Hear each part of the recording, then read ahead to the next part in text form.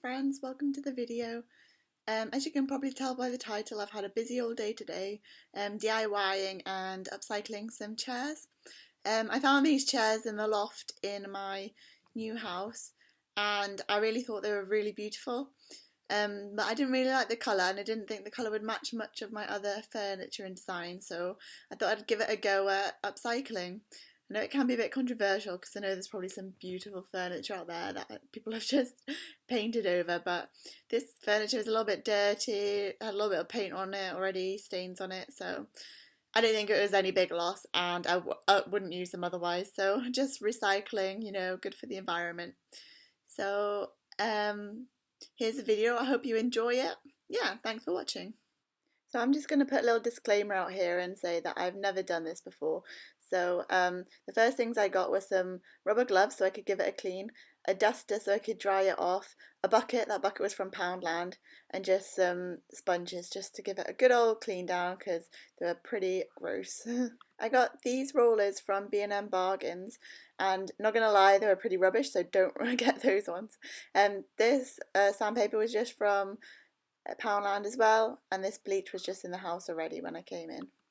I got some of this surface primer from Wilko's. It's just spray paint surface primer. I think it was about £3 or £4. Then just a classic brush and some furniture paint. I also got this from Wilko's. I think that was about £12 or £13. Can't remember, but I'll link it below.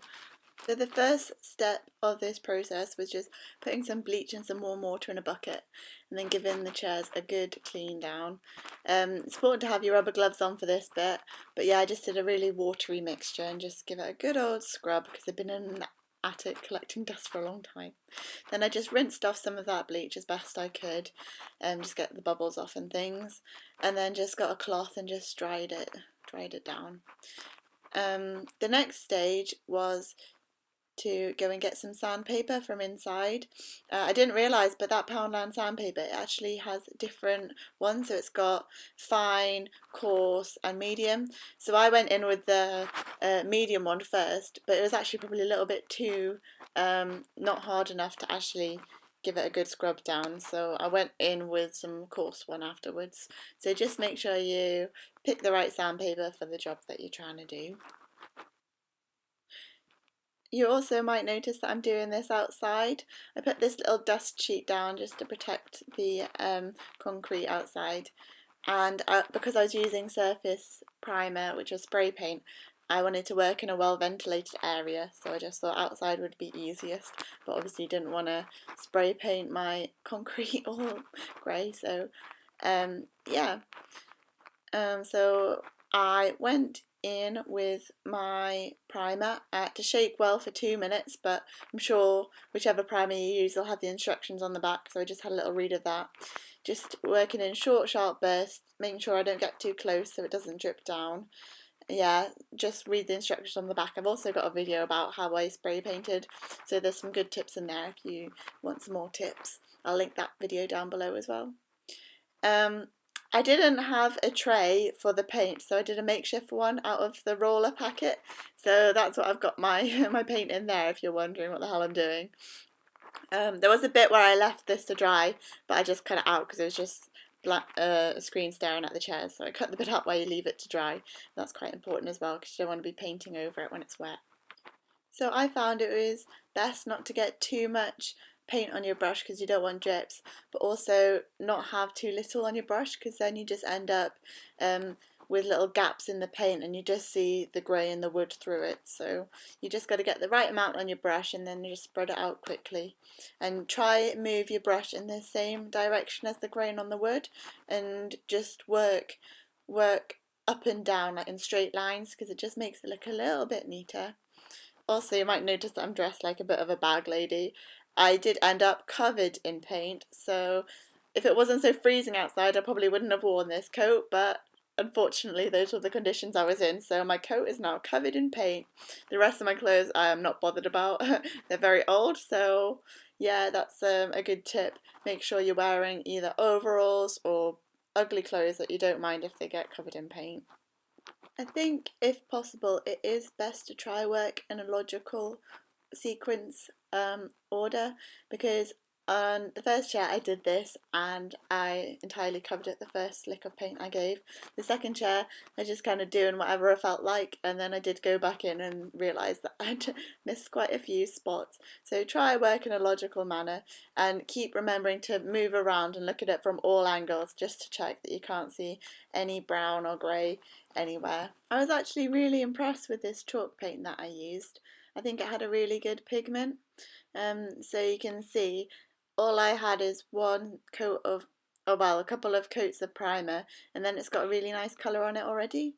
On the back of the paint tin it did say it can be used without sanding or priming the surface, but I thought it just might give a nicer finish if I did it first. So that's why I did prime my surface and sand it down and clean it obviously.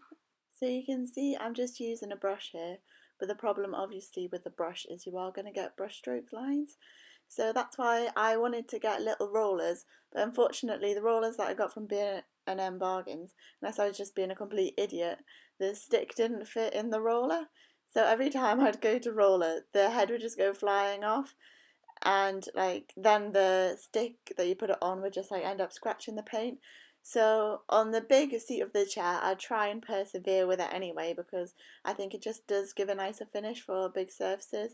But I just kind of spread all the paint out on the seat of the chair first and then go in with the roller afterwards and just like do it until like my patience ran out. The little brushes was good for getting in all of the little nooks and crannies though, so it's quite useful to just flick your brush around all of the bits where the surfaces join just to get right in there and make sure that there's no gaps, and then just paint over it in nice brush strokes like I said earlier. So yeah, just spreading it out with a little brush, and then you'll see me going in with the roller, and then don't know if you can see, but it just like keeps popping off. It's so annoying.